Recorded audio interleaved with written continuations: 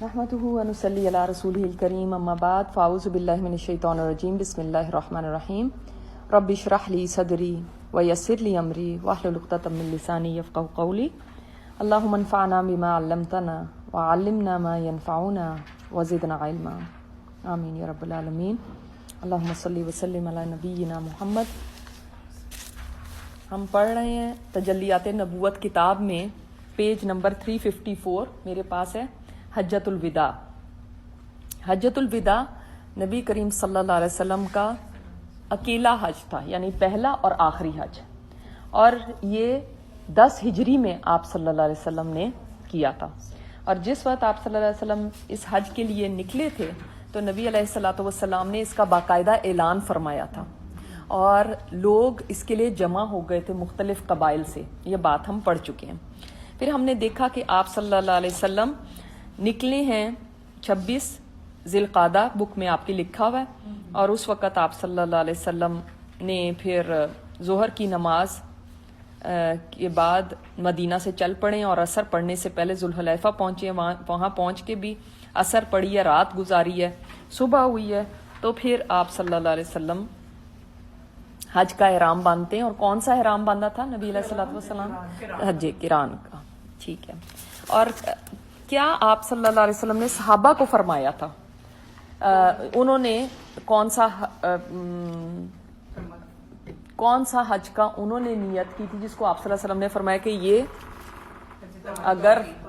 اگر میں بھی قربانی ساتھ نہ لایا ہوتا تو میں بھی حج تمتع کرتا. اور میں نے آپ کو ریزنز بھی بتائی تھی کہ کس وجہ سے مختلف ائمہ کرام نے مختلف حجوں کو فرمایا کہ یہ بہتر ہے یا یہ بہتر ہے یا یہ بہتر ہے. ٹھیک ہے، تینوں میں سے.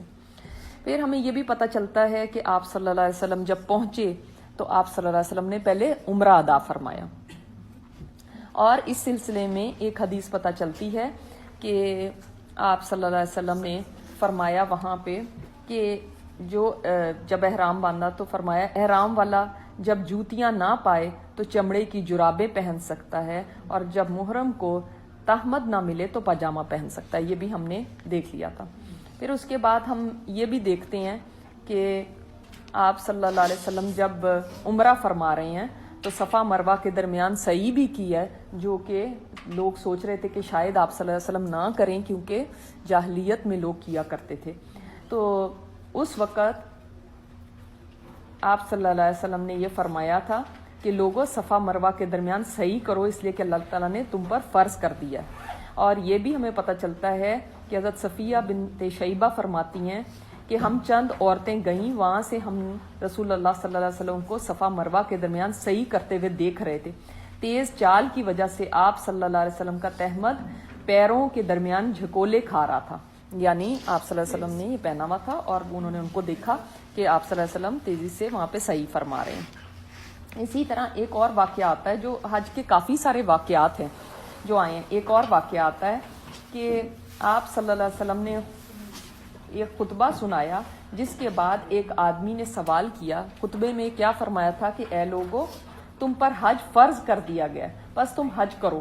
تو ایک آدمی نے سوال کیا کہ کیا ہر سال اللہ نے ہر سال حج کو فرض کیا ہے؟ آپ صلی اللہ علیہ وسلم نے کوئی جواب نہ دیا. پھر اس نے یہی سوال کیا تو آپ نے فرمایا اگر میں ہاں کہہ دیتا تو واجب ہو جاتا، فرض ہو جاتا.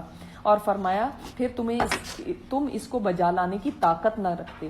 پھر فرمایا لوگو، جب تک میں تمہیں چھوڑا کروں تم بھی مجھے چھوڑے رہو، یعنی جب جو بات میں بیان کر دوں تو اتنی ہی رکھو، اس سے آگے مجھ سے سوالات نہ کرو. کیونکہ آپ نے فرمایا کہ اگلی جو قومیں تھیں ان کی ہلاکت کا باعث یہ بنا تھا کہ وہ بہت زیادہ سوال کیا کرتے تھے اور پھر اختلاف میں پڑ جاتے تھے. تو اس لیے کثرت سوال سے بھی آپ صلی اللہ علیہ وسلم نے منع فرمایا تھا. تو یہ چند ایک چیزیں تھیں جو پچھلے لیسن کی بھی ہمیں کور کرنی تھی. پھر ہم نے دیکھا کہ آپ صلی اللہ علیہ وسلم نے عمرہ مکمل فرمایا اور اس کے بعد آپ نے آگے مینا کی طرف روانہ ہوئے اور باقی صحابہ نے دوبارہ احرام باندھا. اس وقت میں نے آپ کو بتایا تھا کہ عائشہ رضی اللہ تعالیٰ عنہا حیض سے تھیں اور یعنی یہ دن قریب آ گئے تھے حج کے. تو آپ صلی اللہ علیہ وسلم نے کیا فرمایا کہ آپ حج کا ہی احرام پہن لیں پھر. ٹھیک ہے، تو اس سے ہمیں یہ بھی پتہ چلتا ہے کہ عورت جو ہے حیض کی حالت میں بھی احرام پہن سکتی ہے اور احرام پہننا ضروری ہے اس کے لیے. تو اس کے بعد حج کے تمام مناسک وہ پوری کر سکتی ہے، مگر ظاہر ہے طواف نہیں کر سکتی صرف. تو اس لیے اس میں اتنی زیادہ گھبرانے کی ضرورت نہیں ہوتی کہ بعض لوگ بہت زیادہ پریشان ہو جاتے ہیں کہ کیا کریں، اب اگر ہمیں حیض آ گیا تو کیا ہوگا پھر ہمارا. تو یہ آج کوسچن آپ کو سالو ہو گیا کہ اگر ایسا ہو جائے تو احرام ضرور باندھنا ہے اور حج کے لیے نکل جانا ہے. اس کے بعد ہم نے ایک اور چیز جو ہمیں پتہ چلتی ہے، میں نے آپ کو جیسے بتایا تھا کہ آپ صلی اللہ علیہ وسلم اس کے بعد مینا میں رہے اور اس کے بعد عرفہ گئے، اور وہاں پہ پھر آپ صلی اللہ علیہ وسلم نے خطبہ ارشاد فرمایا جس میں بہت ساری جامع باتیں تھیں، اور آپ صلی اللہ علیہ وسلم نے اس میں فرمایا تھا کہ اللہ تبارک تعالیٰ نے ہر حقدار کو اس کا پورا حق دلوایا، بس وارث کے لیے کوئی وصیت جائز نہیں ہے، یعنی وارث کے حق میں وصیت نہیں کر سکتے. آپ دیکھیں گے کہ کرکس آف دا دین جو ہے نا، وہ آپ صلی اللہ علیہ وسلم نے اپنے خطبات میں ارشاد فرما دیا کہ کن چیزوں کی ہمیں واقعی بہت زیادہ دھیان رکھنا ہے، بہت زیادہ ان کو سمجھنا ہے. ان میں آپ نے دیکھا پچھلی دفعہ کیا کیا چیزیں تھیں، کیونکہ حجۃ الوداع کا خطبہ میں نے آپ کو بتایا تھا اتنا زیادہ امپورٹنٹ ہے کہ کتابیں لکھی گئی ہیں اس کی شرح میں ایک خطبے کی، اتنا امپورٹنٹ ہے. یعنی وہ جسٹس نہیں ہو سکتا کہ اگر ہم ایک مجلس میں اس خطبے کو صرف پڑھ کے آپ کو سنا دیا جائے، اور آپ اتنا زیادہ اس میں ڈیپتھ ہے. اور اس میں کیا کیا سب سے پہلی بات کیا ہمیں پتہ چلتی ہے، مال اور عزت. شاباش، یعنی حرمت، مسلمان کی جو حرمت ہے اس کی جان کی، اس کی مال کی اور عزت کی، اس کو فرمایا کہ ایسے ہے جیسے کعبہ، یہ آج کا دن، یہ مہینہ، یہ جگہ، اور ہم اس کو کتنا مقدس سمجھتے ہیں، لیکن مسلمان کی عزت اور اس کی جان اور اس کی مال ہمارے لیے کوئی قدر و قیمت نہیں ایسی رکھتا. اس کے علاوہ اور کون سی بات تھی، سود کے اوپر بھی، اور نمبر 3 قتل، شاباش، قتل کے اوپر، اور عورتوں کے حقوق آپ صلی اللہ علیہ وسلم نے فرمائے، کیونکہ جو کمزور ہیں ان کے حقوق آپ صلی اللہ علیہ وسلم نے اس وقت بھی، اور آپ کو بعد میں پتہ چلے گا کہ کتنی زیادہ آپ صلی اللہ علیہ وسلم نے اس کی تاکید فرمائی ہے. اور میں نے آپ کو جیسے بتایا تھا کہ ملٹیپل خطبات آپ صلی اللہ علیہ وسلم نے دیے تھے، تو ہم ان کو سب کو دیکھیں گے. یعنی مائٹ بھی کہ کوئی ادھر ادھر ہو جائے کہ کوئی پہلے تھا کوئی بعد میں تھا، لیکن at least go through them, کہ ہم اس میں سے گو تھرو کریں تاکہ ہم جان سکیں کہ آپ صلی اللہ علیہ وسلم نے جاتے جاتے کن باتوں کی تاکید فرمائی. کیونکہ اس وقت کون لوگ جمع ہیں وہاں پہ، وہ تمام لوگ جو ڈفرینٹ قبائل سے ہیں، ٹھیک ہے، یعنی 1 لاکھ سے اوپر 1.25 لاکھ لوگ جمع ہیں، تو کوئی معمولی بات نہیں تھی. جس زمانے کے اندر نہ کوئی میڈیا تھا نہ کوئی کچھ تھا، ایسی چیزیں تو نشر نہیں ہو سکتی تھیں. تو اس وقت آپ صلی اللہ علیہ وسلم نے جو باتیں فرمائیں وہ واقعی وہ باتیں تھیں جو ایک جاتے ہوئے آدمی کی بات ہے. کہ آپ صلی اللہ علیہ وسلم نے فرمایا کہ لوگوں مجھ سے حج کے مناسک سیکھ لو، ہو سکتا ہے آج کے بعد میری تم سے ملاقات نہ ہو اس جگہ. تو اس لیے وہ لوگ جو تھے نا، وہ بہت زیادہ، ان کی میموری بہت تیز ہوتی تھی، وہ جو بات کو سن لیتے تھے پھر انہوں نے اسی طرح جا کے پہنچانی بھی اپنے قبائل میں. تو ایک یہ بات ہو گئی. پھر آپ صلی اللہ علیہ وسلم نے یہ بھی فرمایا تھا، جو میں آپ کو پہلے بھی بتا چکی تھی، کہ آپ صلی اللہ علیہ وسلم نے فرمایا اے لوگو میں تمہارا انتظار حوض کوثر پر کروں گا، اور میں تمام امتوں کے درمیان اپنی امت کی کثرت پر فخر کرنا چاہتا ہوں. اے لوگو تم مجھے اس دن شرمندہ نہ کرنا. سنو، میں اپنی شفاعت سے بہت سے لوگوں کو جہنم سے چھڑا لینے والا ہوں، اور ایسے بھی لوگ ہیں جو مجھ سے الگ کر دیے جائیں گے. میں کہوں گا یا الہی یہ تو میرے ساتھی ہیں، لیکن اللہ تعالیٰ فرمائے گا تمہیں نہیں معلوم کہ انہوں نے تیرے بعد کیا کیا بدعتیں ایجاد کر دی تھیں. یعنی آپ صلی اللہ علیہ وسلم حوض کوثر پر ہم سے پہلے پہنچے ہوں گے، اپنی امت سے پہلے وہاں پہ پہنچ کے انتظار کر رہے ہوں گے اپنی امت کا. لیکن کیا فرمایا کہ اس دن مجھے شرمندہ نہ کرنا. اللہ تعالیٰ ہمیں اس قابل بنائے کہ ہم ان کو شرمندہ نہ کریں، بلکہ ان کے لیے باعث فخر بنے اس دن. اور جب یہ سارے خطبات میں پڑھ رہی تھی تو ایک ہی بات ذہن میں آ رہی تھی، اور وہ یہ کہ جیسے ہمارے ماں باپ ہیں نا، کہ ان کو اتنی ہم سے خیر خواہی ہوتی ہے کہ ان کو بس ہوتا ہے کہ ہم بتا دیں بات، ہم پہنچا دیں بات، ہم نصیحتیں کر دیں. ہم بھی اپنے بچوں کو اسی طرح کرتے رہتے ہیں کہ بس یہ ہر شر سے بچ جائیں، ہر خیر ان کو مل جائے. ہمارے ماں باپ سے بھی زیادہ ان کو ہم سے محبت تھی کہ جاتے جاتے بھی وہ کہہ رہے ہیں کوئی چیز رہ نہ جائے، لوگوں مجھے شرمندہ نہ کرنا اس دن. فقط اپنے رب کی عبادت کرتے رہنا، 5 وقت کی نماز ادا کرتے رہنا، رمضان کے روزے رکھتے رہنا، اپنے مسلمان بادشاہوں کی فرما برداری کرتے رہنا، تو تم بلا روک ٹوک جنت میں چلے جاؤ گے۔ اور پھر عورتوں کے لیے فرمایا کسی عورت کو حلال نہیں کہ اپنے خاوند کے مال میں سے کچھ بھی دے جب تک اس کی اجازت نہ ہو۔ قرض ادا کرنے کی چیز ہے، ادھار لیا ہوا مال واپس کرنے کا ہے۔ جو چیز برتنے اور فائدہ اٹھانے کے لیے دی گئی ہو اسے برت کر کام نکال کر واپس کر دیا کرو، جو ضامن ہو وہ ذمہ دار ہے۔ پھر آپ دیکھیں اب یہ 23 سال کی محنت سے اب دین مکمل ہو رہا ہے۔ میں نے آپ کو بتایا تھا نا لاسٹ ٹائم یہ آیات اتری تھی کہ اب دین مکمل ہو گیا 23 ایئرس کی محنت سے، ٹھیک ہے۔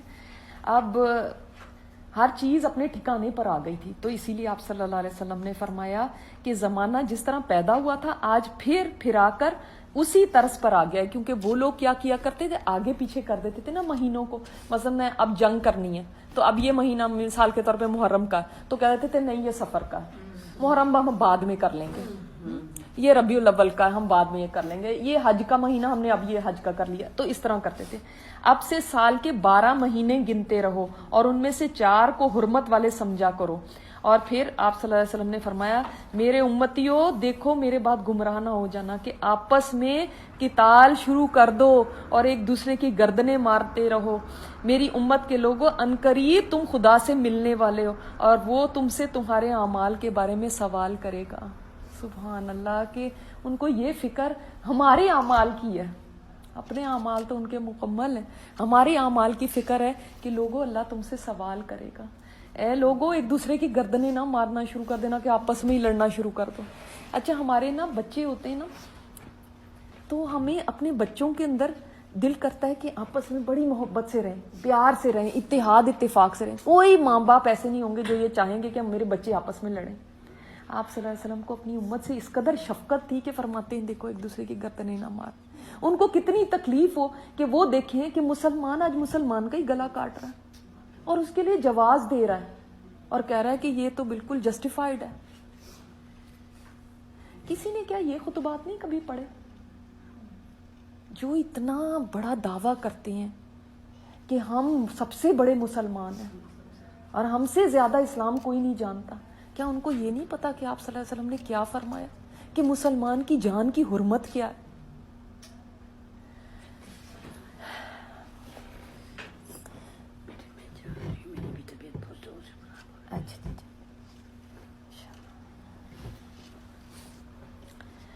پھر اس کے علاوہ آپ صلی اللہ علیہ وسلم نے کیا فرمایا؟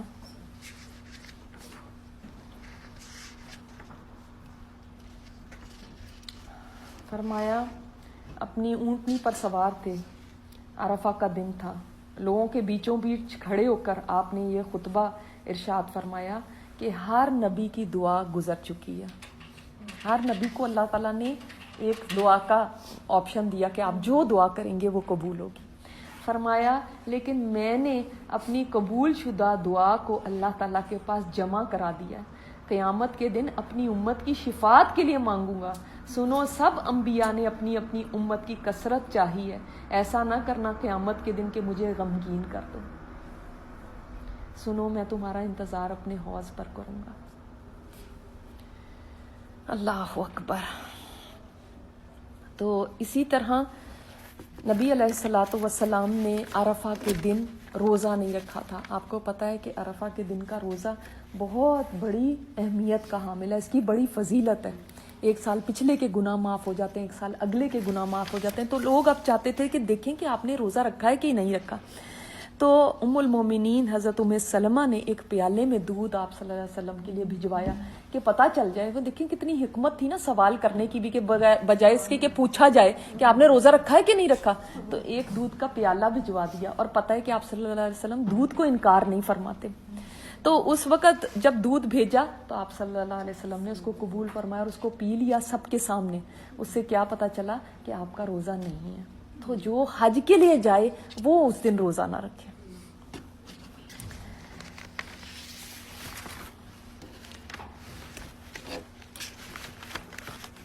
اسی طرح ہمیں یہ بھی پتہ چلتا ہے کہ اس دن ایک حاجی اپنی سواری سے گر گیا، اونٹنی نے اسے پاؤں تلے روند دیا، آپ صلی اللہ علیہ وسلم نے اس کا ذکر کیا اور فرمایا اسے پانی میں بیری کے پتے ملا کر نہلا دو، احرام کے دونوں کپڑوں میں کفن دو، اسے خوشبو نہ لگانا نہ اس کا سر ڈھانپنا، اللہ اسے قیامت کے دن جب اٹھائے گا تو وہ لبیک اللہم لبیک پکار رہا ہوگا۔ سبحان اللہ، بڑا رشک آتا ہے ان پہ جو احرام کی حالت میں کسی بھی وہاں پہ کئی دفعہ ایسا ہوتا ہے کہ اس میں بڑی بھگدڑ مچتی ہے اور جمرات پہ کئی لوگوں کی شہادت ہو جاتی ہے، تو اس وقت بڑا رشک آتا ہے کہ دیکھو سبحان اللہ کیسے لوگ ہیں کہ اس دن اٹھیں گے تو لبیک اللہم لبیک پکار رہے ہوں گے۔ سبحان اللہ۔ تو ہمیں پتہ چلتا ہے کہ پھر آپ صلی اللہ علیہ وسلم نے وہاں پہ خطبہ ارشاد فرمایا، اور ہم نے یہاں تک پڑھ لیا تھا نا کہ پھر یہ آیت اتری۔ خطبے کے بعد دیکھتے ہیں نمبر 358 پیج پہ، خطبے کے بعد بلال رضی اللہ تعالیٰ عنہ نے اذان دی، پھر اقامت کہی اور رسول اللہ صلی اللہ علیہ وسلم نے 2 رکعت ظہر کی نماز پڑھائی، پھر اقامت کہی اور آپ نے 2 رکعت عصر کی نماز پڑھائی، یعنی جمع بھی کی اور قصر بھی کی۔ یہ کہاں پہ ہو رہا ہے؟ سب عرفہ میں۔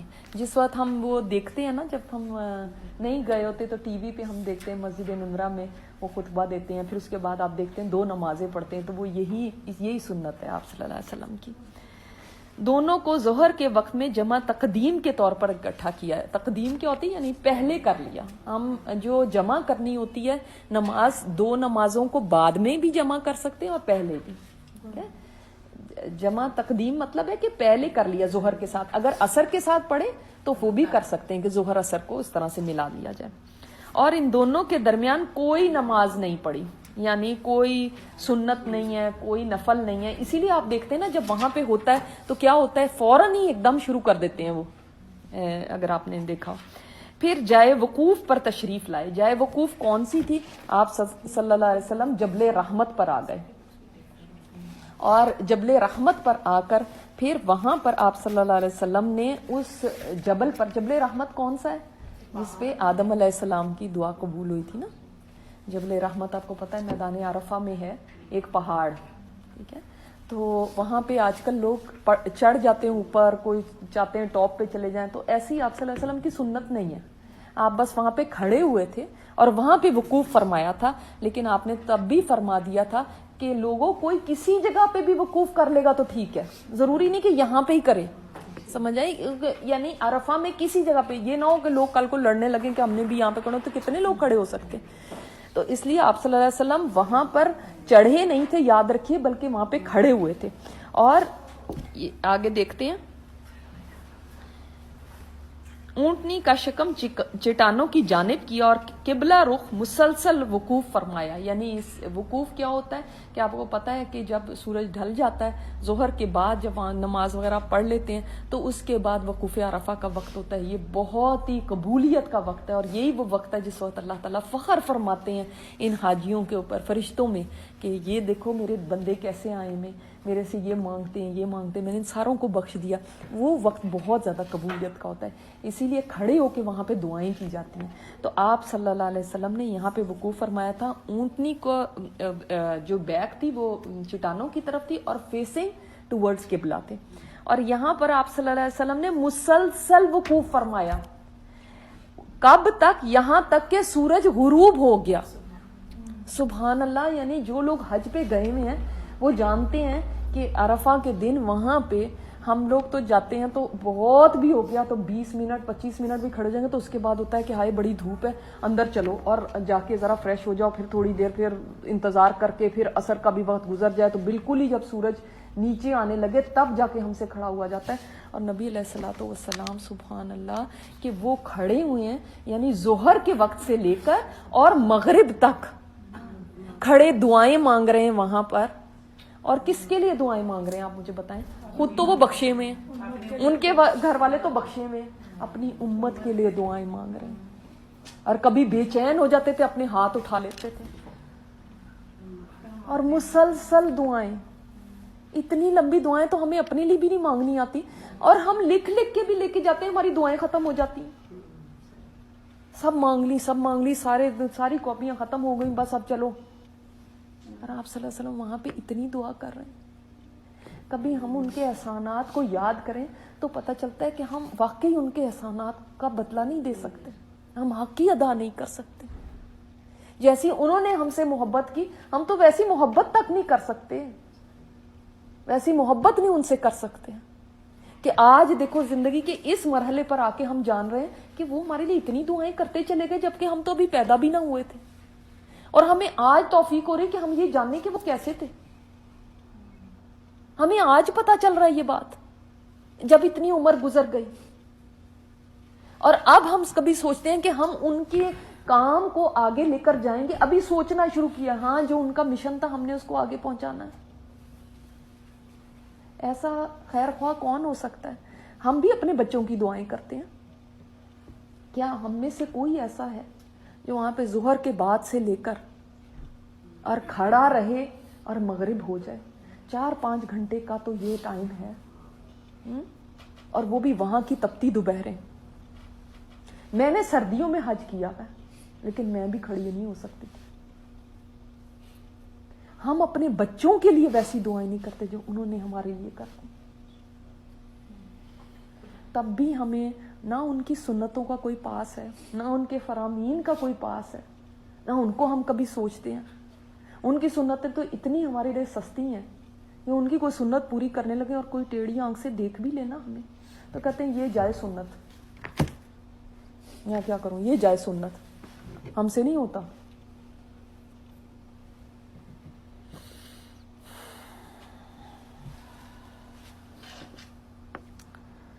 تو نان سٹاپ انہوں نے ظہر سے لے کر مغرب تک دعائیں کی، اور ہاتھ بلند کر کر کے دعائیں کی.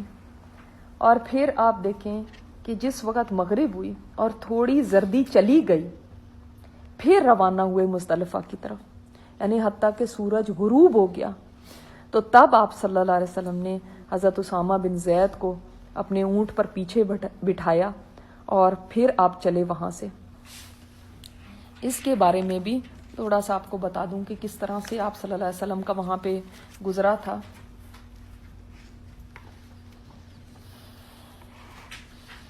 کہ میدان عرفہ میں سورج غروب ہونے کے قریب رسول اللہ صلی اللہ علیہ وسلم نے حضرت بلال رضی اللہ تعالیٰ عنہ سے فرمایا کہ لوگوں کو چپ کراؤ تاکہ میں کچھ سناؤں ان کو. بلال رضی اللہ تعالیٰ عنہ نے ندا کی کہ لوگوں آپ صلی اللہ علیہ وسلم کچھ فرمانا چاہتے ہیں، خاموشی سے سنو. اسی وقت سناٹا ہو گیا.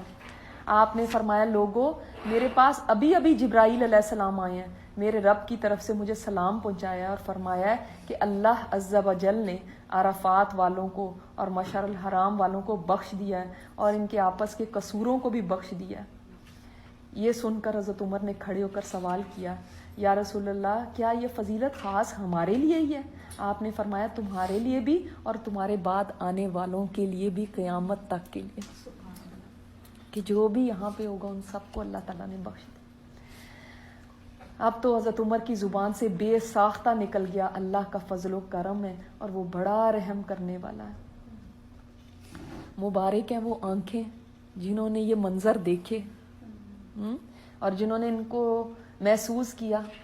اللہ تعالیٰ ہماری آنکھوں کو بھی ان کے دیدار سے محروم نہ کرے.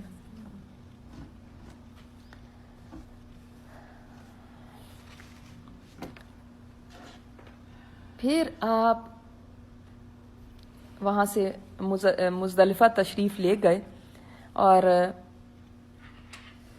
اس وقت لوگ بہت تیزی کر رہے تھے. جیسے آپ دیکھتے ہیں کہ جب لوگ مزدلفہ کی طرف جانے لگتے ہیں سب لوگوں نے ایک ہی وقت میں جانا ہوتا ہے تو لوگ بہت تیزی کر رہے ہوتے ہیں، بہت رش کر رہے ہوتے ہیں، بہت ایک بھیڑ ہوتی ہے، دھکم پیل ہوتی ہے.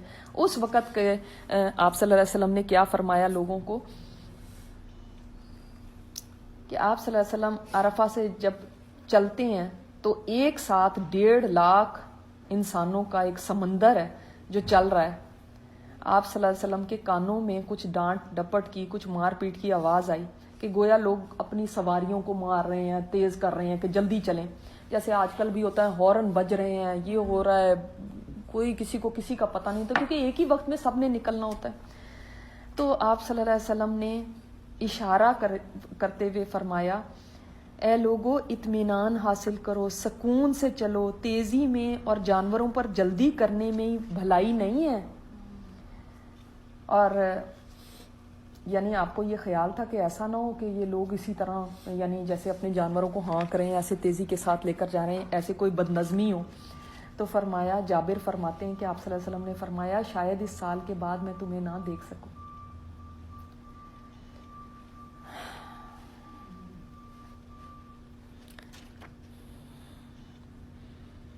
پھر آپ صلی اللہ علیہ وسلم مزدلفہ پہنچے ہیں اور آپ صلی اللہ علیہ وسلم آہستہ آہستہ اور بڑے وقار کے ساتھ چل رہے ہیں. ایک آدمی بولا یا رسول اللہ الصلاۃ, یعنی نماز نہیں پڑھنی؟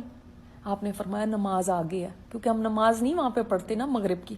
فرمایا نماز آگے ہے. پھر آپ صلی اللہ علیہ وسلم عرفہ میں پہنچے اور دیکھتے ہیں آگے یہاں سے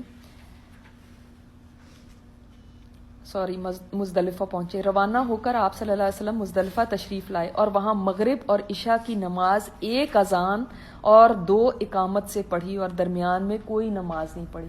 یعنی جو مغرب وہاں پہ پڑھنی تھی اب وہ یہاں پہ آ کے پڑھی. اس سے ہمیں کیا پتہ چلتا ہے؟ ہمیں تو کہا گیا ہے کہ نمازیں اپنے وقت پر ہونی چاہیے, لیکن ہمیں یہاں پہ پتہ چلا کہ جہاں پہ ہم آئے عبادت کرنے کے لیے ہیں وہاں پہ نماز چھوڑ کے آگے چل پڑے.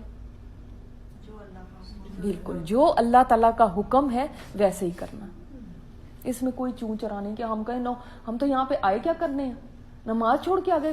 اور اتنا عجیب سا لگ رہا ہوتا ہے وہاں پہ کہ اذانیں ہو رہی ہیں اور ہمیں کیا عادت ہے کہ اذان ہو رہی ہے تو اب مغرب کی اذان ہے تو پھر مغرب کو تو خاص طور پہ ہم جلدی پڑھتے ہیں, اور یہ اب ہم بس میں بیٹھ گئے اور مغرب کا وقت جا رہا ہے, ہائے مغرب چلی جائے گی.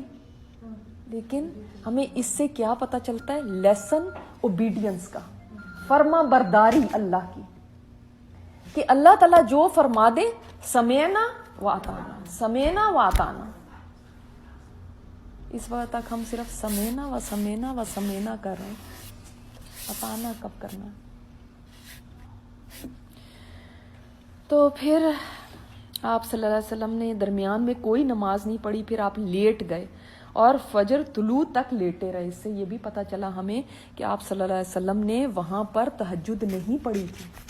ٹھیک ہے, جیسے ہم سوچتے ہیں نا کہ بھئی یہاں پہ آئے ہیں تو اب تہجد پڑھی جائے یا کچھ ہے, تو آپ صلی اللہ علیہ وسلم نے وہاں پہ تہجد کی نماز ادا نہیں کی, حالانکہ آپ صلی اللہ علیہ وسلم تہجد پڑھنے والے تھے. اس کا مطلب ہے کہ وہاں پہ آ کے پھر کیا کرنا چاہیے؟ آرام کرنا چاہیے. اور مزدلفہ کی صبح کو بلال رضی اللہ عنہ کے نام حکم صادر ہوتا ہے کہ لوگوں سے کہو ٹھہر جائیں, خاموش ہو جائیں اور میری طرف متوجہ ہو جائیں.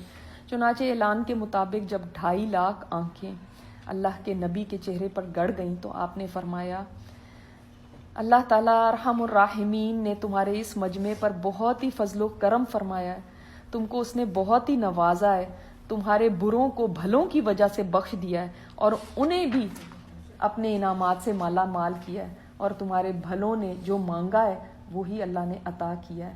اب اللہ کا نام لے کر یہاں سے آگے کوچ کرو.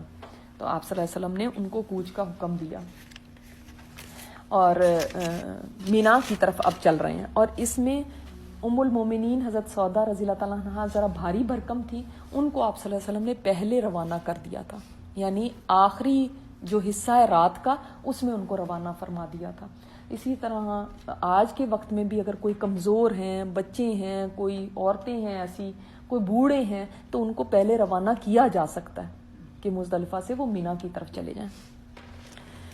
تو اب آپ صلی اللہ علیہ وسلم مینا آ گئے ہیں, یا پہلے یہ پڑھ لیتے ہیں. پھر صبح تڑکے یعنی جلدی آپ صلی اللہ علیہ وسلم نے فجر کی نماز پڑھی اور مشعر حرام آ گئے اور وہاں قبلہ رخ ہو کر دعا, تکبیر و تحلیل اور توحید کے کلمات کہتے رہے یہاں تک کہ خوب اجالا ہو گیا.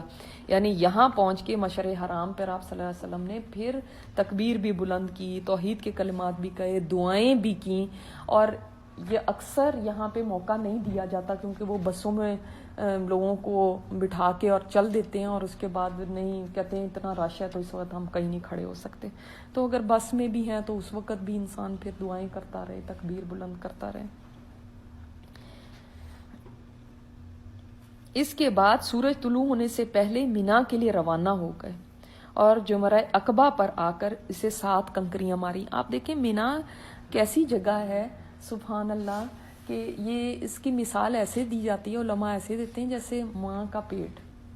ماں کے پیٹ میں بچہ جب چھوٹا ہوتا ہے تو وہ چھوٹا ہے، جیسے بچہ بڑا ہوتا جاتا ہے تو پیٹ بھی پھیلتا جاتا ہے. مینا بھی ایسے ہی ہے. مینا میں جب حاجی آتے ہیں، تھوڑے آ جائیں وہ ان کو اکوموڈیٹ کر لیتا ہے، لاکھوں آ جائیں ان کو اکوموڈیٹ کر لیتا ہے، ویسے ہی پھیل جاتا ہے. اللہ تعالیٰ کی سبحان اللہ اس میں کیسی اللہ کی قدرت ہے. ٹھیک ہے.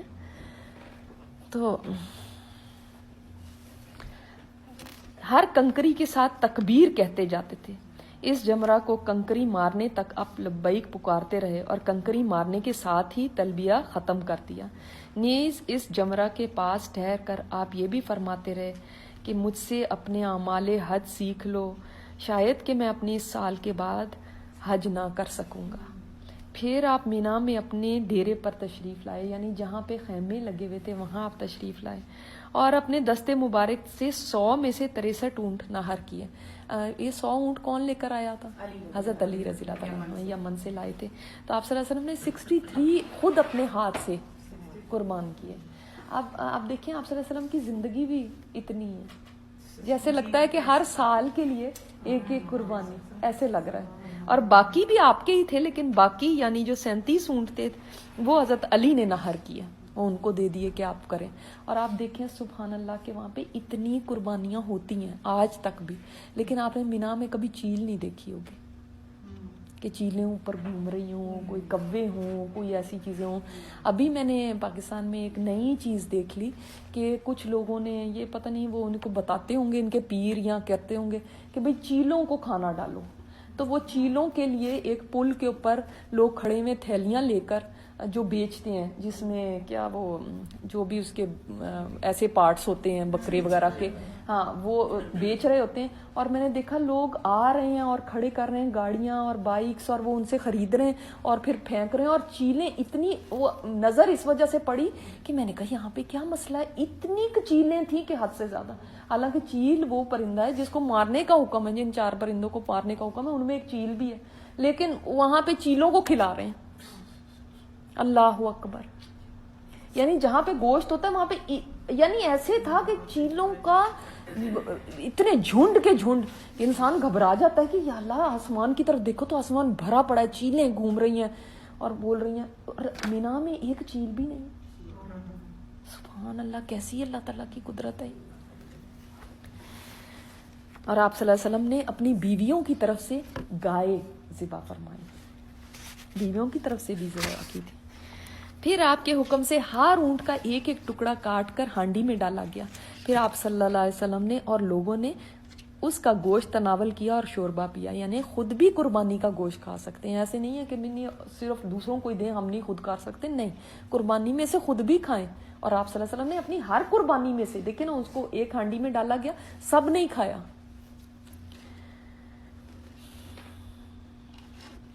قربانی سے فارغ ہو کر حجام کو بلایا اور سر کا داہنا حصہ دیا. پہلے کس طرف سے سر منڈوایا؟ داہنے طرف سے. کنگھی کرنی کس طرف سے ہے؟ رائٹ سائڈ سے پہلے. ابھی سر منڈوانے میں بھی پہلے رائٹ سائڈ. اور اس نے مونڈ کر ایک ایک 2 بال لوگوں میں تقسیم کر دیے. پھر بایاں حصہ مونڈ کر ابو طلحہ کو دے دیا. یعنی یہ بھی تبرک کے طور پر، یعنی آپ صلی اللہ علیہ وسلم کی اگر کوئی چیز ہے تو وہ تبرک کے طور پہ رکھی جا سکتی ہے. مگر اصل مسئلہ کیا ہے کہ آج کے دور میں لوگ بہت سارے کہہ دیتے ہیں کہ آپ صلی اللہ علیہ وسلم کا تبرک ہے. اب اس کی کوئی اوتھینٹسٹی نہیں پتا کہ وہ ہے بھی یا نہیں ہے. اور آپ صلی اللہ علیہ وسلم کے علاوہ کسی اور کے لیے نہیں ہم ایسی برکت سمجھ سکتے. آپ صلی اللہ علیہ وسلم تو اللہ کے پیغمبر ہیں. آپ کے علاوہ کوئی بھی شروع کر دے جی میں بہت بڑی چیز ہوں اور میری بھی چیزیں لوگ لے کے رکھنا شروع ہو جائے ان سے برکت، ہمیں کیا پتا کس کا اللہ کے ہاں کیا مقام ہے. اور پھر آپ صلی اللہ علیہ وسلم نے دعا فرمائی تھی کہ اے اللہ ان پر رحم کر جو سر مونڈنے والے ہیں. تو کسی نے کہا جو بال کتروانے والے ہیں ان کے لیے بھی دعا کیجیے. آپ نے فرمایا اللہ ان پہ رحم فرما جو سر مونڈنے والے ہیں. تو اس نے کہا، پھر کہا یا رسول اللہ ان کے لیے بھی دعا کریں جو بال کتروانے والے ہیں. پھر تیسری دفعہ آپ صلی اللہ علیہ وسلم نے ان کے لیے دعا فرمائی تھی. یعنی 2 دفعہ دعائیں ان کے لیے جو اپنی پیاری چیز اللہ کی خاطر ہے نا. بال کتنے اچھے لگتے ہیں، کس کا دل کرتا ہے کہ گنجا ہو جائے، لیکن جو اللہ کی خاطر اپنے بال مونڈ دیتا ہے، سبحان اللہ، ان کے لیے آپ صلی اللہ علیہ وسلم نے 2 دفعہ دعا کی. اور جو بال کتروانے والے ہیں ٹھیک ہے وہ بھی ٹھیک ہے، لیکن ان کے لیے 1 دفعہ دعا فرمائی. ٹھیک ہے. پھر آپ نے اپنے کپڑے پہنے، خوشبو لگائی اور اس کے بعد سوار ہو کر بیت اللہ شریف تشریف لائے. اور یہ کب ہے کہ اب احرام کی پابندیوں سے نکل گئے. ایک صرف پابندی رہ جاتی ہے اور وہ ہے کہ میاں بیوی کا تعلق نہیں ہو سکتا، اس کے علاوہ خوشبو لگا سکتے ہیں، دوسرے احرام کے کپڑے بھی اتار سکتے ہیں. اور یہاں پہ کیا کرنے کے لیے آئے؟ طواف افادہ کیا، لیکن صفا مروہ کے درمیان سعی نہیں کی. کیوں نہیں کی آپ صلی اللہ علیہ وسلم نے؟ پہلے کرنی ہاں جب عمرہ کا جو حج تھا وہ حج قران تھا، اس وجہ سے حج قران تھا، اس وجہ تمتع والے کرتے ہیں. ہاں جی، وہ پہلے بھی کرتے ہیں، بعد میں بھی وہ کرتے ہیں. ٹھیک ہے. اس کے بعد ظہر کی نماز پڑھ کر بنو عبد المطلب کے پاس آئے. وہ لوگ زمزم پلا رہے تھے. آپ نے فرمایا بنو عبد المطلب تم لوگ پانی کھینچو. اگر یہ اندیشہ نہ ہوتا کہ لوگ تمہارے پانی پلانے کے اس کام میں تمہیں مغلوب کر دیں گے تو میں بھی تم لوگوں کے ساتھ کھینچتا. کیا مطلب ہے؟ یعنی کہ میں بھی یہ کھینچتا پانی، لیکن لوگ سمجھیں گے یہ سنت ہے تو سب لوگ اب بھاگیں گے کہ ہم بھی پانی کھینچا کریں تو تمہارے لیے مسئلہ ہو جائے گا، اس لیے نہیں میں کھینچ رہا. چنانچہ انہوں نے آپ کو ایک ڈول پانی دیا اور آپ نے اسے پیا. یعنی زمزم پینا بھی اس کے بعد پھر سنت ہے. اس کے بعد آپ مینا واپس آ گئے اور وہاں ایام تشریق یعنی 11، 12، 13 ذی الحجہ تک ٹھہر کر تینوں جمرات کو روزانہ سورج ڈھلنے کے بعد کنکری مارتے رہے. جمرہ صغرا سے شروع کرتے، اسے 7 کنکریاں مارتے اور ہر کنکری کے ساتھ تکبیر کہتے. پھر جمرہ وسطیٰ اور اس کے بعد جمرہ کبریٰ کے ساتھ یہی کرتے تھے. یعنی ایام تشریق جو 11، 12 اور 13 ہیں، یہ کہاں گزارنی چاہیے؟ مینا میں. ہم اکثر وہاں سے پھر تنگ ہو جاتے ہیں اور کہتے ہیں ہم بھاگیں اور جائیں کعبہ میں جا کے نمازیں پڑھیں، وہاں پہ 1,00,000 نمازوں کا ثواب ہے. حالانکہ کیا ہے سنت اور کیا ہے حج کا طریقہ؟ سارا حج ہی چھوڑ کے ہم 1,00,000 نمازیں ہی پڑھتے رہیں، وہاں پہ بھی جانے کی کیا ضرورت ہے؟ عرفہ بھی اور مزدلفہ میں بھی رات گزارنے کی ضرورت ہے؟ بھائی حرم میں ہی بیٹھے رہیں. لیکن وہی بات ہے کہ حج کے جو ارکان ہیں، جس طرح اللہ کا حکم ہے، جیسے آپ صلی اللہ علیہ وسلم نے فرمایا میرے سے یہ اعمال سیکھ لو میرے سے یہ اعمال، وہ ویسے ہی ہم نے کرنا ہے کہ 11، 12 اور 13 وہاں گزاریں اور وہاں پہ اللہ کا ذکر بلند کریں. پھر نبی صلی اللہ علیہ وسلم نے یوم النحر 10ویں تاریخ کو بھی ایک خطبہ دیا. پھر ایام تشریق کے درمیانے دن یعنی 11 کو 11، 12 اور 13 یعنی 12 ذی الحجہ کو بھی ایک خطبہ دیا، جس میں خطبہ عرفہ کی باتوں کی تاکید فرمائی اور مزید نصیحتیں بھی کی. اور پھر اس کے بعد ایام تشریق کے درمیانے دن خطبہ سے پہلے سورہ نصر نازل ہوئی. تو اب یہ ہمیں پتہ چلتا ہے کہ ایام تشریق میں بھی آپ صلی اللہ علیہ وسلم نے خطبات ارشاد فرمائے. اور وہ کیا خطبات تھے ان کو بھی تھوڑا سا ایک دفعہ دیکھ لیتے ہیں بریفلی کہ کیا آپ صلی اللہ علیہ وسلم نے خطبات دیے. مینا کی وادی خیف کے خطبے میں اللہ کے رسول نے فرمایا اللہ تعالیٰ اسے تر و تازہ رکھے، خوش و خرم رکھے جو میری باتیں سنے پھر انہیں دوسروں تک پہنچائے. ہم اپنے آپ کو تر و تازہ رکھنے کے لیے کیا کرتے ہیں؟ فیشل، میک اپ، یہ.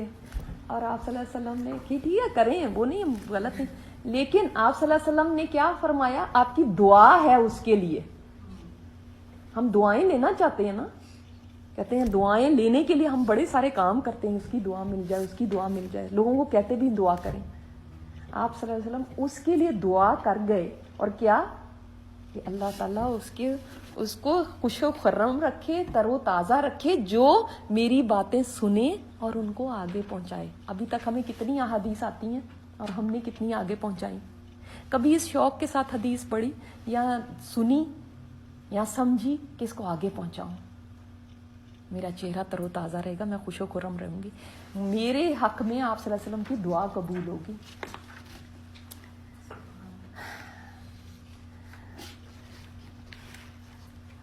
اور آپ صلی اللہ علیہ وسلم نے فرمایا یہ اکثر ہوتا ہے کہ جنہیں کوئی پہنچائے وہ ان سے زیادہ سمجھدار ہوں، یعنی جن کو آپ بات پہنچاؤ وہ آپ سے زیادہ عمل کرنے والے ہوں. ایسا ہوتا ہے نا، بعض دفعہ ہم کسی کو بتا کے ہم بھول جاتے ہیں اور وہ عمل کرنا شروع ہوتا ہے، پھر وہ ہمیں کسی وقت آ کے کہتا ہے آپ نے فلاں وقت میں یہ بات کہی تھی نا، مجھے آج تک یاد ہے، میں نے اس دن سے شروع کر دیا عمل.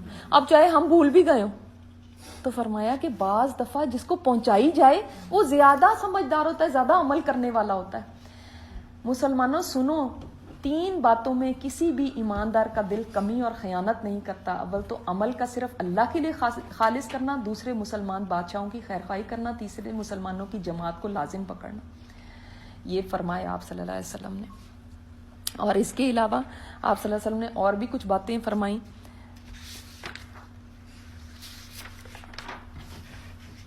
آپ نے فرمایا ایک اور خطبے میں، جو شخص قسم کھا کر اپنے کسی مسلمان بھائی کا مال لے لے، اسے چاہیے کہ جہنم میں اپنا گھر بنا لے. کیا؟ جو شخص جھوٹی قسم کھا کر اپنے کسی مسلمان بھائی کا مال لے لے، قسم خدا کی یہ سودا بڑا اچھا ہے، قسم خدا کی یہ، قسم خدا کی باجی ایسی تو ہمیں یہ تو ہمیں خود نہیں پوری اتنے کی پڑی تو ہم آپ کو کیسے دے دیں، قسم خدا کی یہ جینون مال ہے. کتنی دفعہ قسم کھا کر مال بیچا جاتا ہے، جھوٹی قسمیں، سچی بھی نہیں کھا سکتے. سچی بھی نہیں، جھوٹی قسمیں کھا کر اپنے مسلمان بھائی کا مال لے لے، یعنی وہ جہنمی ہے، وہ جہنم میں اپنا گھر بنا لے. لوگوں اپنے غلاموں کا، اپنے لونڈیوں کا پورا خیال رکھو، اپنے کھانے میں انہیں بھی کھلاتے رہو، اپنے پہننے میں انہیں بھی پہناتے رہو. اگر ان میں سے کسی سے ایسی خطا ہو جائے کہ تم معاف کرنا ہی نہیں چاہتے تو پھر انہیں اور کے ساتھ بیچ دو، لیکن اللہ کے بندوں کو، خدا کے غلاموں کو سزائیں نہ دو، انہیں عذاب نہ کرو. یعنی اگر تمہیں اپنے نوکر کی کوئی بات نہیں پسند آئی تو پھر اس کو بیچ دو، یعنی غلام کنیزوں کی بات ہو رہی ہے، اس کو بیچ دو لیکن ایسی سزائیں نہ دو. اور ہم کیا کرتے ہیں سارا دن، ہمارے وہاں پہ کیا مشغلہ ہے کہ وہ نوکروں کی غیبتیں، نوکروں کی برائیاں، سارا دن انہی سے کام بھی لینا، انہی کی برائیاں سارا دن. یہ وہاں پہ ایک ہابی ہے نا.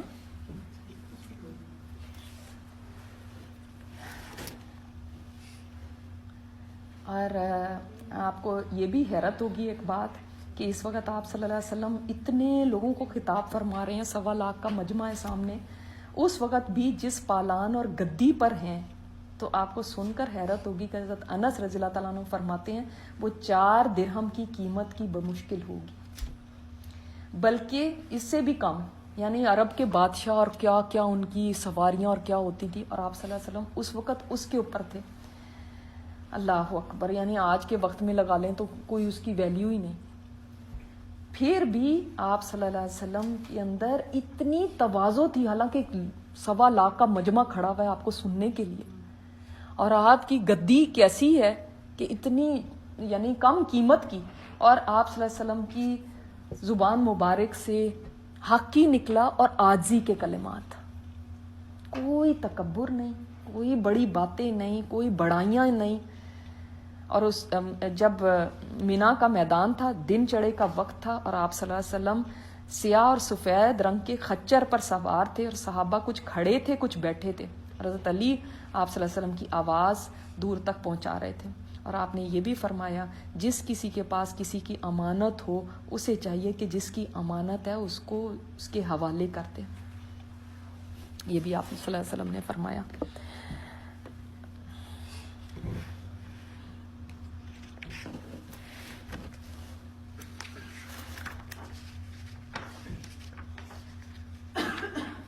اور آپ صلی اللہ علیہ وسلم نے یہی ایام تشریق کے جو خطبات ہیں انہی میں آپ صلی اللہ علیہ وسلم نے کیا فرمایا. آپ نے 3 صحابہ کو، حضرت علی، حضرت عبداللہ بن حذافہ اور حضرت بدیل بن ورقہ کو اپنی طرف سے مقرر کر کے بھیجا کہ آپ کے نام سے یہ منادی کر دیں، یعنی جتنے لوگ ہیں ان میں یہ منادی کر دیں کہ اے لوگو یہ دن روزوں کے دن نہیں ہیں. یعنی 10 سے لے کے 13 تاریخ تک، ویسے تو ہم 13، 14، 15 کا روزہ بھی رکھتے ہیں نا یام بیت کے، لیکن یہ دن روزوں کے نہیں ہیں، بلکہ یہ دن تو کھانے پینے کے ہیں اور اللہ کا ذکر کرنے کے ہیں. یعنی ایام تشریق کیا ہیں؟ جیسے ہمارے عید کے دن، ٹھیک ہے، کھانے پینے کے دن ہیں. پھر اسی طرح لوگ جیسے قربانی بھی کر رہے تھے، سر منڈا رہے تھے، کوئی کچھ کر رہے تھے، تو ایک آدمی نے آ کے پوچھا کہ اگر کوئی فلاں کام کو فلاں کام سے پہلے کر لیتا ہے تو کیا ٹھیک ہے؟ کسی نے کہا کہ میں نے قربانی پہلے کر لی، سر بعد میں منڈایا، کسی نے کہا سر پہلے منڈا لیا، قربانی بعد میں کر لی، کسی نے کچھ کہا. تو آپ نے فرمایا کہ سب ٹھیک ہے، اگر کوئی پہلے آگے پیچھے بھی کر لیتا ہے تو کوئی اس کے اندر حرج کی بات نہیں ہے.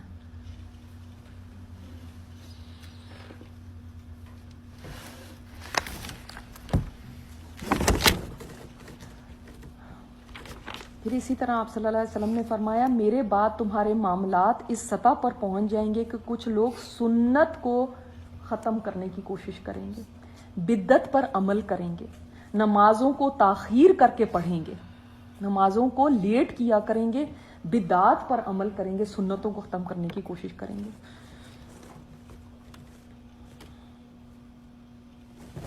یہ بھی آپ صلی اللہ علیہ وسلم نے فرمایا، اور وہ ہم آج یہ وقت دیکھتے ہیں کہ کتنی ساری سنتیں مٹ رہی ہیں اور ان کی جگہ بدعات لے رہی ہیں، اور لوگوں کو بدعات بہت پسند ہیں اور سنتیں ان کو پیاری نہیں لگتی، بدعتیں پیاری لگتی ہیں، بدعتیں میں مزہ بہت آتا ہے۔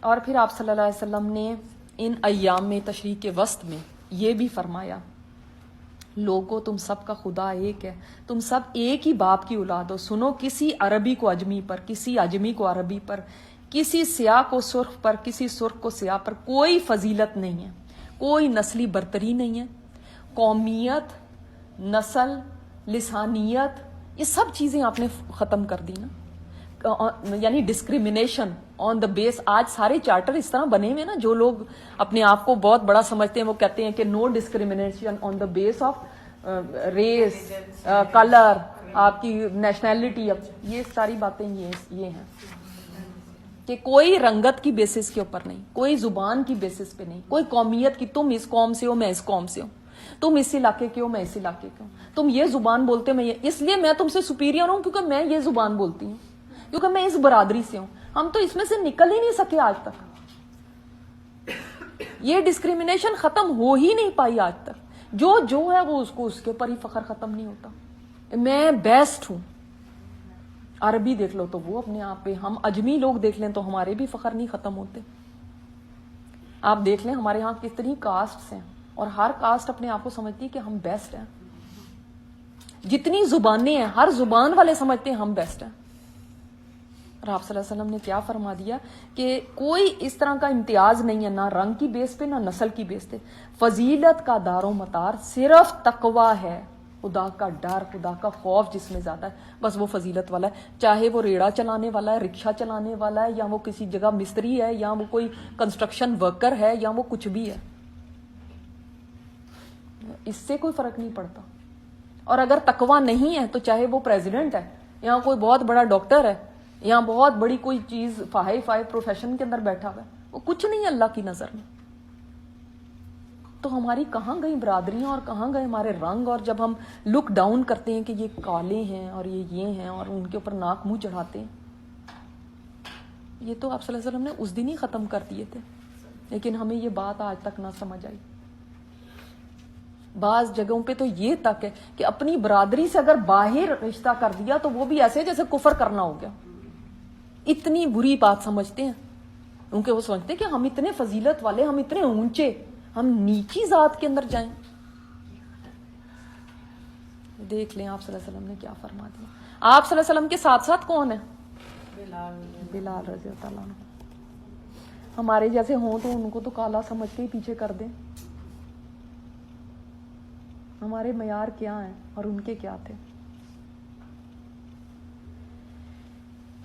کیا اس کے بعد آپ نے کبھی دیکھا کہ آپ صلی اللہ علیہ وسلم نے یہ فرمایا یا صحابہ میں یہ بات ہوئی کہ یہ تو کالے ہیں، یہ تو یہ، اور ہم تو قریش ہیں، اور ہم تو یہ ہیں، اور ہم تو بنو ہاشم ہیں، اور یہ تو یہ ہے؟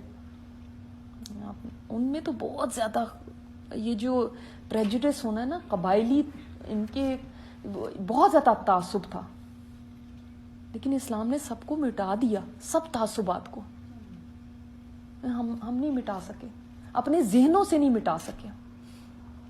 آج بھی ہمارے لیے گورا اوپر ہے، کالا نیچے ہے۔ گورا رنگت آ جائے تو ہم سلام کرتے ہیں، اور کوئی اور زبان بولنے والا آ جائے تو ہم کیسے لک ڈاؤن کرتے ہیں۔ کب یہ چیزیں ختم ہوں گی ہمارے اندر سے؟ ہم تو یہ سن کے پڑھ کے بھی نہیں ختم کرتے، دکھ اس بات کا ہے۔ پڑھ کے بھی گزر جاتے ہیں، ہاں ان کا ہی فرمان ہے نا تو کیا ہو گیا۔ جو آج میں نے سوسائٹی کے معیار بنائے ہوئے ان پہ تو یہ پورا نہیں اترتا۔ لیٹس لیو دس۔ ہمارے اپنے سٹینڈرڈز ہیں، اور ہمارے سٹینڈرڈ ہم سمجھتے ہیں کہ زیادہ بہتر ہیں اس سٹینڈرڈ سے جو آپ صلی اللہ علیہ وسلم نے ہمیں دیا۔ آنیسٹلی ہم یہ سمجھتے ہیں، اسی لیے تو ہمارے ذہن سے نہیں نکلتی یہ بات کس کس کو نہیں فخر اپنی ذات پہ اور اپنی برادری پہ؟ بتائیں کس کس کو نہیں ہے؟ ہم سب جانتے ہیں. تو یہ ان کا فرمان تو یہی رہ گیا نا کتابوں میں لکھے جانے کے لیے بس، کہ یہ پریکٹیکل نہیں ہے ہماری لائف میں. آج یہ یہاں پہ کھڑے ہو کے کہہ رہے ہیں بلیک لائیوز میٹر. یہ ان کو آج سمجھ آتی ہے بات کہ بلیک لائیوز میٹر. آپ صلی اللہ علیہ وسلم نے اس وقت فرما دیا کہ every life matters, every life matters. ایسا چارٹر کوئی دے سکتا ہے؟ آج ہیومن رائٹس والے یا یہ والے اتنی باتیں کرتے ہیں. یہ دیکھیں ہمارے نبی نے کیا فرمایا. ڈسکریمنیشن ہی ختم کر دی جس کو آج یہ ختم کرنے کی کوششوں میں لگے ہوئے. اور ان کے امتی جو ہیں وہ سب سے بڑے ڈسکریمنیٹرز ہیں. سب سے بڑے ڈسکریمنیٹر ہم ہیں. بلیو می، اتنے یہ لوگ بھی نہیں ہیں. ہمارے ملکوں میں آپ چلے جائیں، جو اس قبیلے سے بلونگ نہیں کرتا ہوگا، دوسرے کسی اور قبیلے میں آ کے وہ اگر قبیلہ کہہ رہی ہوں جو پروونس میں آ کے اگر وہ وہاں پہ نوکری کرتا ہے یا اس کو ڈسکریمنیٹ کیا جاتا ہے. جن ذاتوں کو ہم سمجھتے ہیں کہ یہ تو نیچی ذاتیں ہیں، پھر اس کے بعد دیکھیں کہ ہم کیا کرتے ہیں. جن بولیوں کو ہم سمجھتے ہیں کہ میری بولی والی یہ بولی نہیں بولتا، اس کو پھر ہم دیکھیں کہ ہم کیسے لک ڈاؤن کرتے ہیں. ہم تو بہت بڑے ڈسکریمنیٹرز ہیں. دوسروں کو کیا کہنا.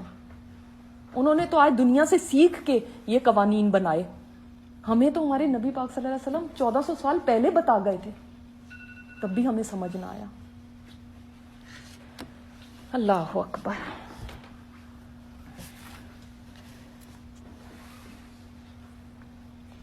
پھر سورہ نصر نازل ہو گئی. سورہ نصر میں کیا پیغام آ گیا؟ یعنی ابھی ایام تشریق ختم ہو رہے ہیں، اس وقت ہی سورہ نصر نازل ہو گئی. اور سورہ نصر میں کیا پیغام آ گیا کہ آپ صلی اللہ علیہ وسلم کے اب جانے کے یعنی وقت آ گیا.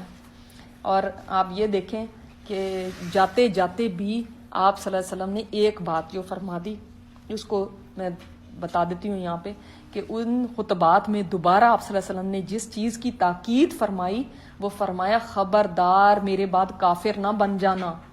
کیسے فرمایا؟ کیسے ہم سوچتے ہیں کہ بتوں کی پوجا کرنے لگیں گے؟ نہیں، فرمایا میرے بعد کافر نہ بن جانا کہ ایک دوسرے کی گردنیں مارنے لگو. یعنی ایک دوسرے کو مارنا کیا ہے؟ کفر ہے. یہ آپ صلی اللہ علیہ وسلم نے فرمایا تھا قیامت کے دن حرج بڑھ جائے گا. تو لوگوں نے پوچھا حرج کیا ہے؟ فرمایا خون ریزی، قتل و غارت. کہ مارنے والے کو بھی پتہ نہیں ہوگا کہ اس نے کیوں مارا، اور مرنے والے کو بھی نہیں پتا ہوگا کہ مجھے کیوں مارا گیا. ابھی پچھلے دنوں میں نے خبر سنی، آپ نے تو سنی ہوگی آپ لوگوں نے بھی، ہے کہ ایک باپ نے اپنے بیٹے نے اپنے باپ کو قتل کر دیا. اتنا افسوس اس بات کے اوپر ہوا کہ باپ نے کیا اسی دن کے لیے پیدا کیا تھا.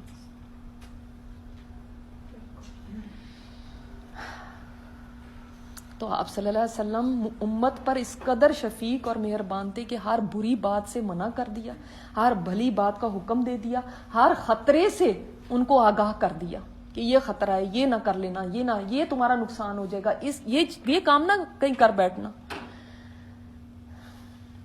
اور آپ یہ دیکھ لیں کہ جو صرف ایک انسان کو لے کر مکہ سے نکلے تھے، ایک بندہ ہی تھا نا ساتھ، ابو بکر صدیق رضی اللہ تعالیٰ عنہ. اب آپ صلی اللہ علیہ وسلم کے سامنے کتنے لوگ ہیں؟ سبحان اللہ، 1.25 لاکھ. اور سارے ہی تھوڑی آ گئے ہوں گے. اور یہ کتنے شارٹ ٹائم میں، کتنے شارٹ پیریڈ میں. کوئی پوری زندگیاں بھی لگا لیتا تو ایسا انقلاب نہیں لا سکتا جیسے آپ صلی اللہ علیہ وسلم لے کر آئے تھے. اللہ اکبر. 13 ذی الحجہ کو جو ایام تشریق کا تیسرا اور حج سے واپسی کا دوسرا اور آخری دن ہے، اور یہ منگل کا دن تھا، نبی صلی اللہ علیہ وسلم نے جمرات کو کنکری مار کر مینا سے کوچ فرمایا اور ابتح میں اتر کر وہیں ظہر، عصر، مغرب اور عشاء کی نمازیں پڑھیں، اور وہیں سے ام المومنین حضرت عائشہ رضی اللہ تعالیٰ عنہا کو ان کے بھائی عبد الرحمن بن ابی بکر کے ساتھ بھیجا کہ انہیں تنعیم سے عمرہ کرا کر لائیں. چنانچہ انہوں نے احرام باندھا، عمرہ کیا، پھر سحر کے وقت ابتح میں آ گئیں. یعنی عائشہ رضی اللہ تعالیٰ عنہا کا میں نے آپ کو بتایا تھا نا کہ عمرہ نہیں کر سکی تھی شروع میں، اور سیدھے حج کے لیے چلی گئی تھی. اب ان کا عمرہ رہ گیا تو وہ ان کو یہ تھا کہ میرا عمرہ رہ گیا، سب نے عمرہ کر لیا. تو آپ صلی اللہ علیہ وسلم نے سب کو ٹھہرایا. ایک عورت نے جانا ہے عمرہ کرنے کے لیے، ان کو بھیجا ان کے بھائی کے ساتھ کہ جائیں تنعیم سے جا کے، جہاں لوگ اب جا کے بہت दफ़ा करते हैं, दोबारा उम्रा करते हैं, वहाँ से जाके उम्रे का एहराम बांधें, इसीलिए उसको मस्जिद आयशा भी कहते हैं ना, वहाँ से जाके उम्रे का एहराम बांधें और आके उम्रा करें। आप सोच सकते हैं कि फिर हम कहते हैं और इस्लाम तो औरत को इज्जत ही नहीं देता। इससे ज़्यादा बड़ी क्या इज्जत है कि इतने लोग हैं सहाबा बैठे हुए क्योंकि वो गई हुई हैं कि उम्रा करके आए। आज भी किसी आदमी को, जो आज बहुत लिबरल हम अपने आप को समझते हैं कि आज तो जितनी औरत को इज्जत है पहले नहीं थी, आज भी कोई अपने खामिद को ये कह के देखे कि अब मैंने उम्रा करने जाना है, तो वो कहेंगे कि अच्छा फिर आइंदा के लिए कभी नहीं दोबारा लाना। उस वक़्त ही ये हुआ कि हज़रत सफ़िया जो थी, उम्मुल मोमिनीन सफ़िया बिनते हुई, उनको हैज़ आ गया। अब ये देखें, मैं ये सोच रही थी कि अब आप सल्लल्लाहु अलैहि वसल्लम के पास आयशा जाके कहती हैं कि उनको हैज़ आ गया। अब ये देखिए, लोग कहते हैं ना कि एक से ज्यादा बीवियां और शादियां और ये पता नहीं, हालांकि आप ये देखें कि एक आदमी पे कितनी बड़ी रिस्पॉन्सिबिलिटी होती है, उसको सारी बीवियों को देखना है, उसका कोई तो नहीं प्रॉब्लम हो गया, उसके साथ तो नहीं कुछ हो गया, और ये सारी चीजें हमें सीखने को मिली। और वो फरमाती हैं कि मुझे अब ऐसा लगा कि अब मेरी वजह से सब रुक जाएंगे, क्योंकि उन्होंने तवाफ़े विदा नहीं किया। तो आपने फरमाया कि उन्होंने तवाफ़े इफ़ादा कर लिया था, तो फरमाया हाँ। फिर आपने फरमाया फिर हम चलते हैं कि फिर रहने, यानी आप तवाफ़े विदा और तवाफ़े इफ़ादा मिला, यानी एक ही उसके अंदर भी नियत हो सकती है। इधर नबी अलैहिस्सलातु वस्सलाम ने एक नींद ले ली थी, फिर जब आयशा रज़ियल्लाहु तआला अन्हा आ गई तो कूच का ऐलान किया। ये नहीं कि छोड़ो दोबारा कभी आ जाएंगे। देखें सुभान अल्लाह। और आप सल्लल्लाहु अलैहि वसल्लम का अपनी बीवियों के साथ जो सलूक है वो भी पता चलता है, क्योंकि आप सल्लल्लाहु अलैहि वसल्लम ने फरमाया तुम में से बेहतरीन वो है जो अपनी फैमिली के साथ अच्छा है, और मैं तुम सब में अपनी फैमिली के साथ सबसे ज्यादा अच्छा हूँ। सुभान अल्लाह। ये सुन्नत हमें कहाँ पता है? ये भी एक सुन्नत है या नहीं है, या सिर्फ मीठी सुन्नतें हैं कि मीठा खाया जाए? हाँ, ये भी तो एक सुन्नत है ना कि आपने फरमाया मैं तुम में बेस्ट हूं अपनी फैमिली के साथ, और इसकी एक मिसाल ये है। और सवार होकर खाना काबा तशरीफ ले गए, तवाफ़े विदा किया और फजर की नमाज पढ़ी, फिर ज़ीरे मक्का से निकलकर मदीना का रुख किया। जब मदीना करीब आ गया और उसके आसार दिखाई देने लगे तो 3 बार अल्लाहु अकबर कहा, फिर फरमाए ला इलाहा इल्लल्लाह वहदहु ला शरीका लहु लहुल मुल्कु व लहुल हम्दु व हुवा अला कुल्ली शैइन कदीर आइबूना ताइबूना आबिदूना साजिदूना लिरब्बिना हामिदून सदक़ल्लाहु वअदहु व नसर अब्दहु व हज़मल अहज़ाब वहदहु।